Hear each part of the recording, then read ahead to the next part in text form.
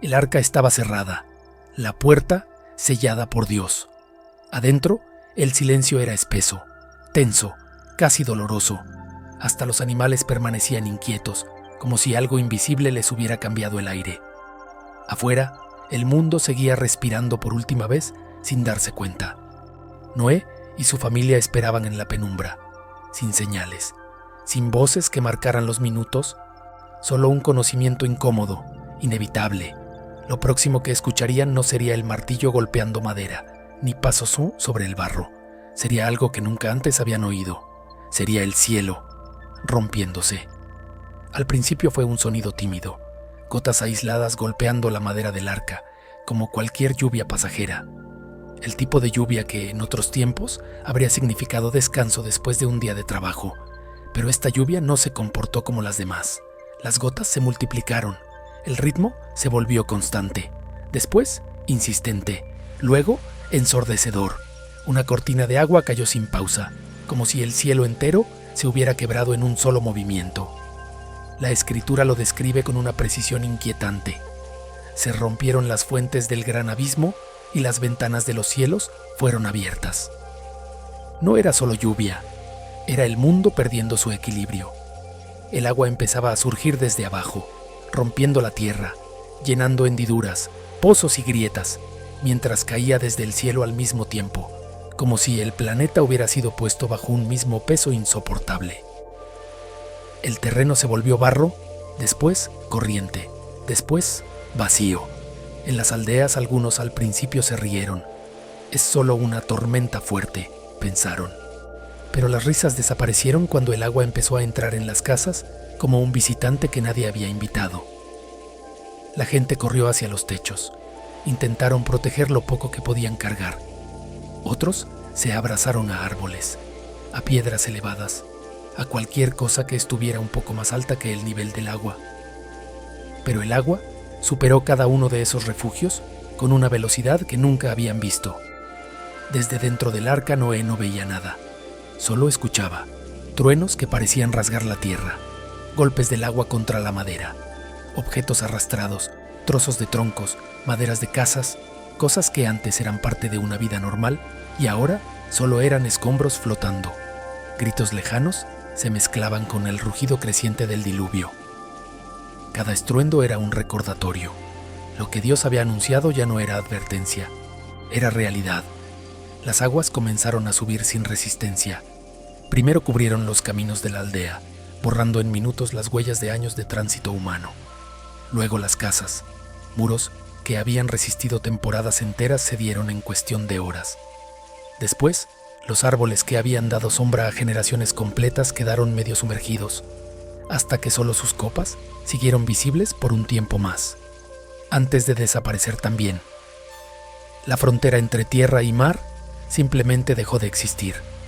Montes que antes servían de referencia a los viajeros y pastores desaparecieron bajo el avance implacable del agua.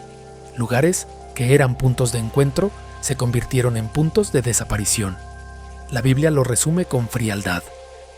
Las aguas prevalecieron mucho sobre la tierra. Pero detrás de esa frase había familias subiendo lo más alto posible, personas mirando atrás una última vez hacia lo que había sido su hogar. No fue un final instantáneo, fue progresivo, lento, inevitable, cada minuto menos espacio seco, cada hora menos altura disponible. La humanidad había llenado la tierra de violencia, ahora veía la tierra llenarse de agua. Dentro del arca la familia de Noé sentía el movimiento creciente.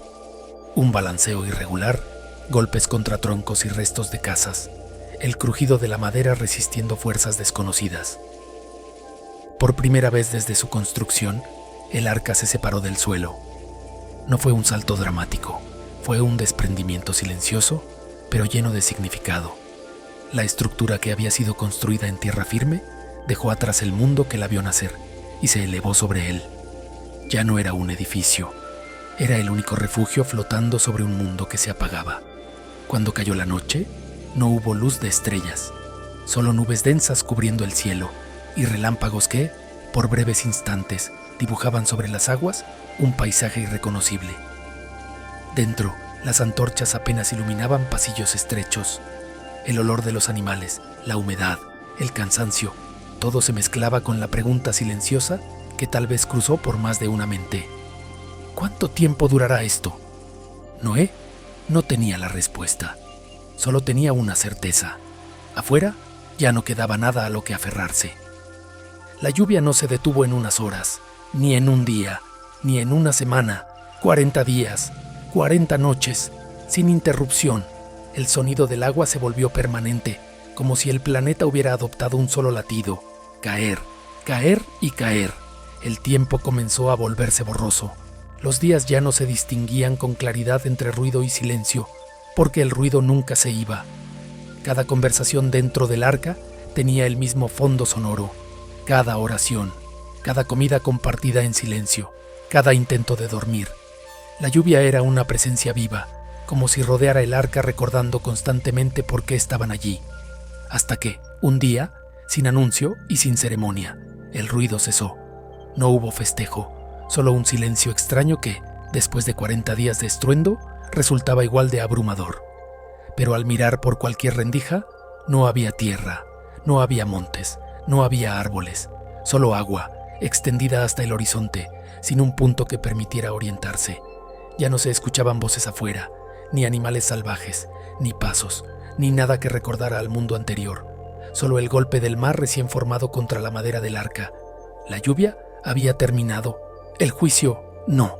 El arca continuó su viaje sin rumbo aparente, moviéndose donde la corriente la llevaba, sobre un planeta cuyo mapa había sido borrado. Dentro, la rutina seguía: cuidar animales, repartir alimento, mantener orden, escuchar la madera crujir, esperar. No sabían cuántos días faltaban, no sabían qué quedaba bajo esas aguas. Solo sabían esto: seguían vivos, y en ese mundo, eso ya era un milagro.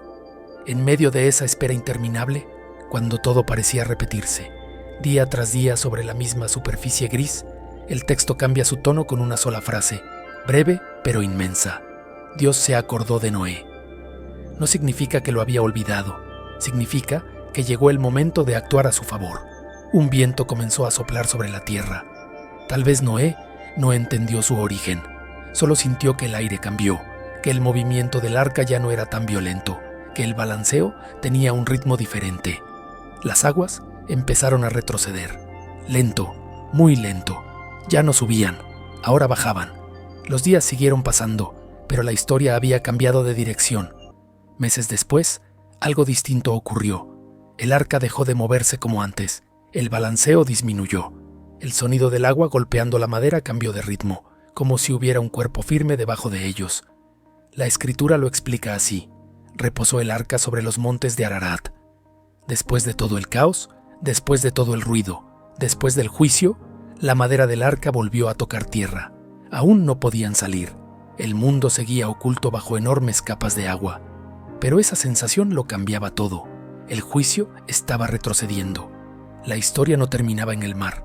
Había algo debajo, había tierra, aunque aún no la vieran. El mundo antiguo había desaparecido. La geografía ya no era la misma. Montes, valles, caminos, aldeas. Todo lo que antes se podía señalar con el dedo en un mapa mental se había perdido bajo las aguas. Los campos sembrados, las casas construidas con años de esfuerzo, los lugares donde la gente se reunía, todo había quedado atrás. Solo el arca permanecía, detenida ahora sobre una cadena de montes que nadie dentro conocía por nombre. Noé no sabía cuánto faltaba, ni cómo sería el mundo cuando volviera a verlo. Lo único claro era esto: Dios no los había dejado flotando sin destino. Los había guiado a un lugar específico en un tiempo específico. El juicio había sido real, pero la misericordia también lo era. En el próximo episodio, la ventana se abre, el cuervo sale, la paloma vuela y la primera señal verde aparece sobre un mundo que había estado cubierto de agua. Aula Blogs. Creamos mientras contamos.